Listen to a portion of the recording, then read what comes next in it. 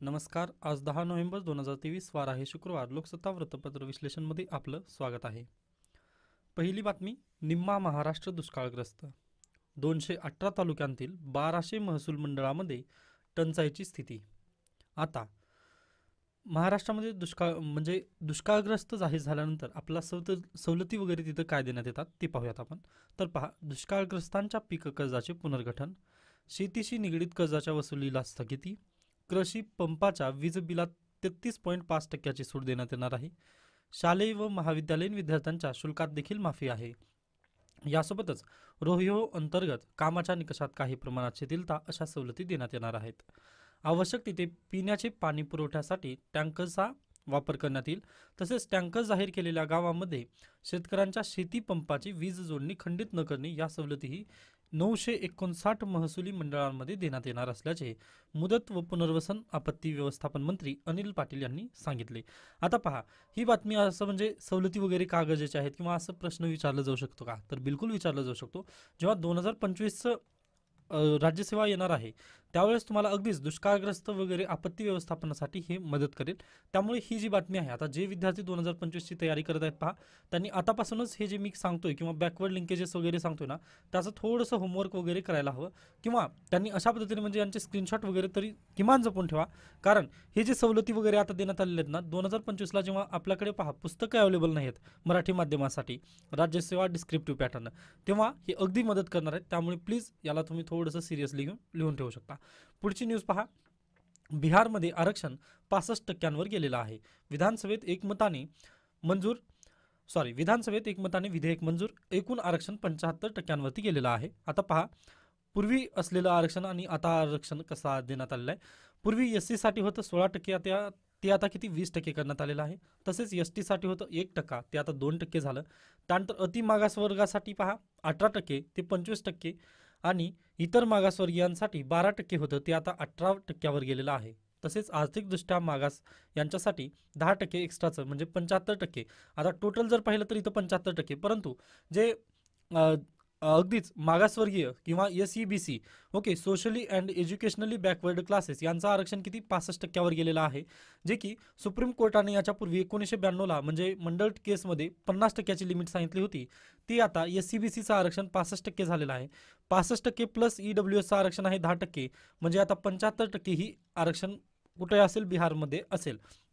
मग आता मला पहा किंवा मग आता मला सांगा तुम्ही की सुप्रीम कोर्टामध्ये ही केस जाऊ शकेल का किंवा सुप्रीम कोर्ट याला ऐकेल का, तर आता तेच पाहायचं आहे आपल्याला. अगदीच बिहार राज्य सरकारने असा विधेयक पारित केलेला आहे, पण अद्याप हा कायदा झालेला आहे का, बिलकुल कायदा झाला नाही. मग आता राज्यपाल यावरती काय देतील, सँक्शन वगैरे देणार आहेत. मग राज्यपाल सँक्शन दिल्यानंतर आता अगदीच देतील का नाही हा पण एक खूप मोठा प्रश्न आहे. कारण आपण पाहिलेलं आहे जिथं जिथं विरोधी पक्षाचं सरकार वगैरे आहे तिथं तिथं अशा पद्धतीने राज्यपाल खेळ करतच आहेत. मग अगदी बिहारमध्ये जर हा कायदा जर झाला व सुप्रीम कोर्टामध्ये जर ही केस गेली ना, ही हिस्टॉरिकल लँडमार्क जजमेंट नक्की ठरणार आहे बिहार सरकार बाबतीत. कारण पहा, 50%ची जी कॅप आहे ना, सुप्रीम कोर्टाने याच्या पूर्वी पण म्हटलेलं आहे की 50%ची जी कॅप आहे ती तुम्ही उचलू शकता, पण तुम्ही मला एक्सेप्शनल केसेसचे कारण वगैरे द्यायला हवीत.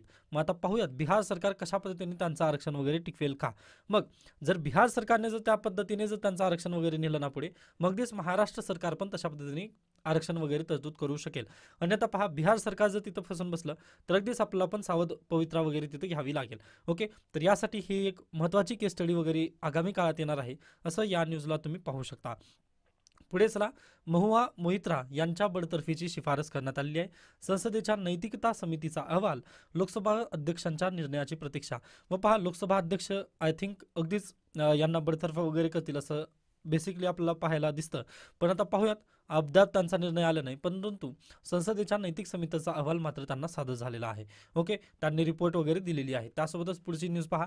संसदेचे हिवाळी अधिवेशन 4 डिसेंबरपासून होणार आहे चालू. मग अगदीच त्यामध्ये पण काही बिल्स वगैरे येणार आहेत, ते पण आपल्यासाठी पुन्हा गरजेचे असणार आहेत. ओके, त्यानंतर आपण पुढे जाऊयात. इथे पहा, आपल्यासाठी काही गरजेची न्यूज नाही आहे. त्यानंतर पुढची न्यूज पहा. अजित पवार गटाची प्रतिज्ञापत्रे बनावट. शरद पवार गटाचा निवडणूक आयोगापुढे आरोप. 73 वर्षीय व्यक्ती युवा तालुका अध्यक्ष असल्याचा दावा त्यांनी केलेला आहे. म्हणजे आता असं जर पाहिलं तर हे एका मजाक चल रहा आहे की अशा पद्धतीने इथं दाखवण्यात आलेलं आहे. पण खरं पाहिलं तर आता हे अगदीच इलेक्शन कमिशन ऑफ इंडिया यांनी याबद्दल पहिल्यांदा निर्णय घेतील, मग ते निर्णय डायरेक्टली चॅलेंज होणार तर आहे सुप्रीम कोर्टामध्ये. फक्त तुम्ही ह्या न्यूजला वगैरे थोडंसं फॉलो करत चला, बॅकवर्ड लिंकेजेसला वगैरे मदत होईल. त्यानंतर आपल्याला डायरेक्टली हे कुठे मदत होणार आहे पहा, इलेक्शन कमिशन ऑफ सॉरी म्हणजे याचं जे जजमेंट येणार आहे ना सुप्रीम कोर्टाचं, जजमेंट वेळी आपल्याला याचा खूप मदत वगैरे होणार आहे. त्यासाठी ही न्यूज गरजेची आहे. आय होप तुम्हाला हे समजलेलं आहे. त्यानंतर आपण पुढे जाऊयात. हे आणखीन एक पहा, सेल्फी विथ माटी उपक्रमाची गिनीजमध्ये नोंद करण्यात आलेली आहे. हा पण एक अगदी महत्त्वाचा टॉपिक आहे, किंवा अगदीच नुकतंच कोणत्या घटनेचा गिनीज बुकमध्ये वगैरे नोंद झालेली आहे असं परीक्षेला प्रश्न विचारला जाऊ शकतो. आपले कंबाईन परीक्षेला वगैरे विचारण्यात येऊ शकतो. त्यामुळे पहा, मेरी माटी मेरा देश या अभियानाचा भाग म्हणून जो राबवण्यात आलेला होता, त्यामध्ये सेल्फी विथ माटी याची नोंद करण्यात आली आहे कुठं, गिनीज बुक ऑफ वर्ल्ड रेकॉर्डमध्ये. ओके, त्यामुळे प्लीज हे एक तुम्ही जो पॉईंट आहे हा एक लक्षात ठेवा, कारण फॅक्ट आहे हा, व वन लाईनर असल्यामुळे कदाचित परीक्षेला म्हणजे सरळ सेवा परीक्षा पण आहेत त्याला पण हा प्रश्न वगैरे विचारला जाऊ शकतो. मी याला हायलाईट केलं नाही, पण डायरेक्टली वाचत असताना मला लक्षात आलं, त्यामुळे मी सांगण्याचा प्रयत्न केलेला आहे. ओके, त्यामुळे याला प्लीज तुम्ही लक्षात ठेवा. पुढे चला, राज्य निवडणूक आयोगाच्या सचिवपदी कोण आहेत, सुरेश काकानी यांची निवड झालेली आहे. हे पण तुम्ही प्लीज लक्षात ठेवू शकता. त्यानंतर पुढे या, संसदेच्या हिवाळी अधिवेशनास 4 डिसेंबरपासून सुरुवात, गुन्हेविषयक नव्या कायद्यांच्या मसुद्यांवर चर्चेची शक्यता आपल्या इथं दिसत आहे. त्यानंतर पुढे इकडे बाजूला पहा, सर्वोच्च न्यायालयात 3 नवे न्यायमूर्ती आलेले आहेत. 3 नवे न्यायमूर्ती आल्यानंतर पहा, जे त्यांची संख्या जी आहे आता 34 झालेली आहे, म्हणजे टोटल स्ट्रेंथनुसार आता काय सुप्रीम कोर्ट काम करणार आहे. व हे अगदीच एन व्ही रमन्ना यांच्या काळापासून चांगल्या पद्धतीने सुरळीत पद्धतीने काय आपलं सुप्रीम कोर्ट कार्यरत आहे हे आपलं बेसिकली सांगता येतं तिथं. ओके, म्हणजे सुप्रीम कोर्टामध्ये सध्याला वॅकन्सी आपल्याला दिसून येत आहे का, बिलकुल दिसत नाही आहे. ओके, हे अगदीच आपल्यासाठी चांगली न्यूज आहे असं म्हणू शकतो आपण. त्यामुळे इथं त्यानंतर पहा, पुढची न्यूज काही गरजेची दिसत नाही. लोकसत्ता विचार आहेत, शक्य झालं तर तुम्ही वाचून घेऊ शकता, अन्यथा पुढे चला. त्यानंतर इथली एक न्यूज आहे पहा, मत्स्योत्पादन जागतिक पातळीवर भारत कितवा आहे तर 3ऱ्या स्थानावर आहे. मग ओके, मत्स्योत्पादनामध्ये भारत हा 3ऱ्या स्थानी आहे. व केंद्रीय मत्स्य शिक्षण संस्था ही कुठं आहे तर अगदीच मुंबई अंधेरी येथे केंद्रीय मत्स्य शिक्षण संस्था आहे. ओके, जर कदाचित म्हणजे हे पण एक फॅक्ट आहे व परीक्षेला कंबाईनला वगैरे विचारलं जाऊ शकतो.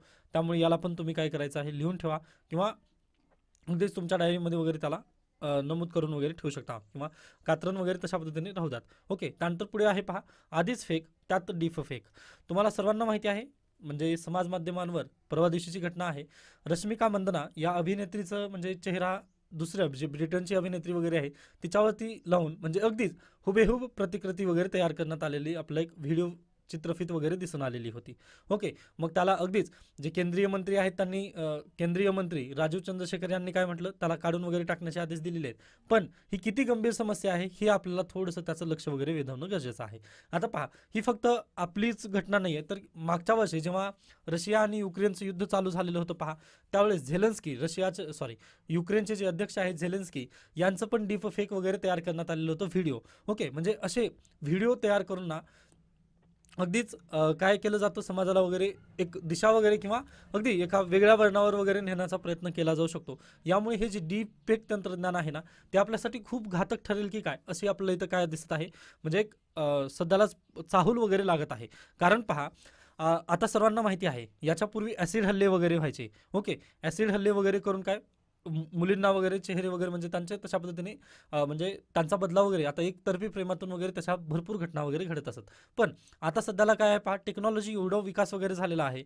मग या टेक्नॉलॉजीचा वापर करून डीप फेक याद्वारे काय करू शकतात, तर मुलींना वगैरे म्हणजे त्यांच्या चेहऱ्यावर काळीमा फासण्याचं वगैरे काम केलं जाईल.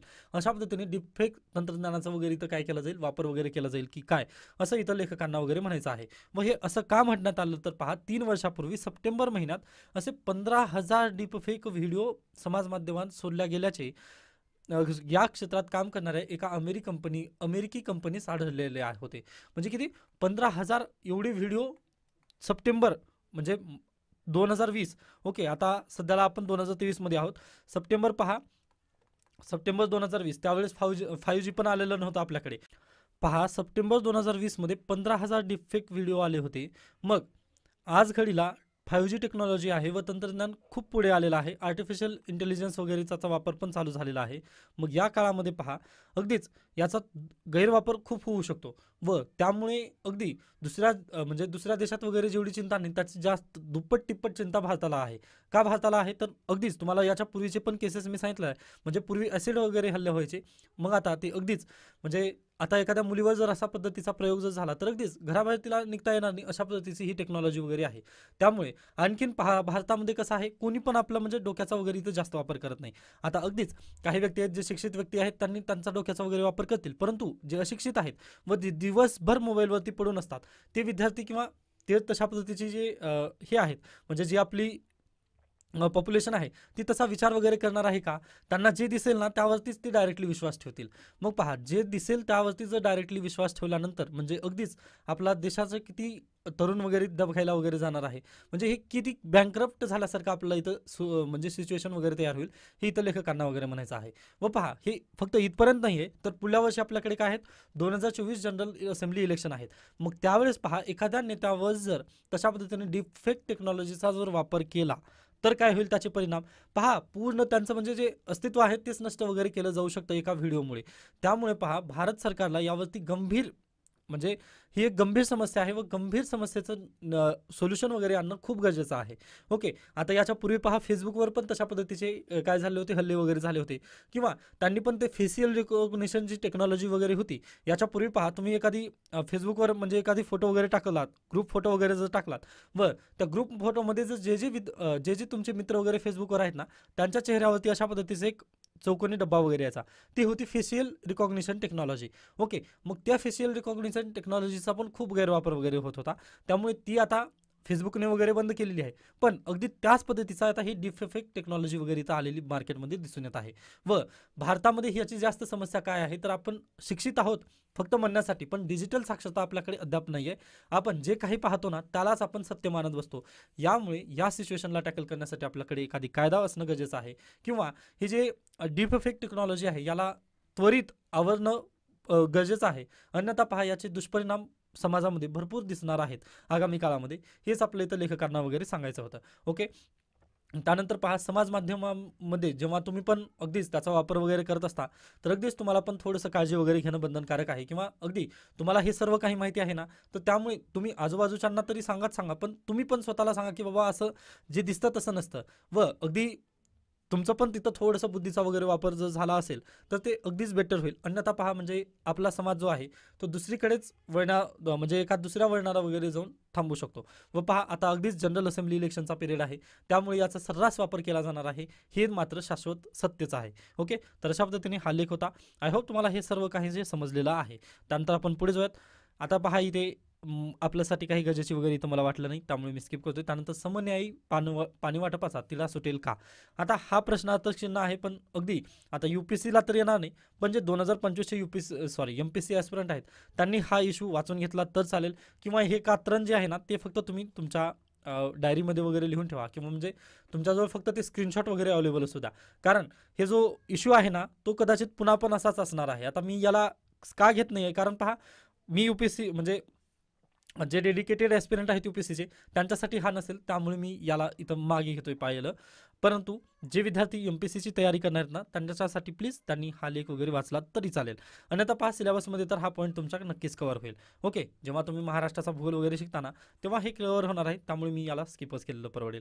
त्यानंतर राज्यात लवकरच सर्व महापालिकांवर प्रशासकीय राजवट का होणार आहे, तर पहा, OBC आरक्षण, सदस्य संख्या वाढ आणि प्रभाग रचना ही 3 प्रकरणे सध्याला कुठं आहेत, सुप्रीम कोर्टात आहेत.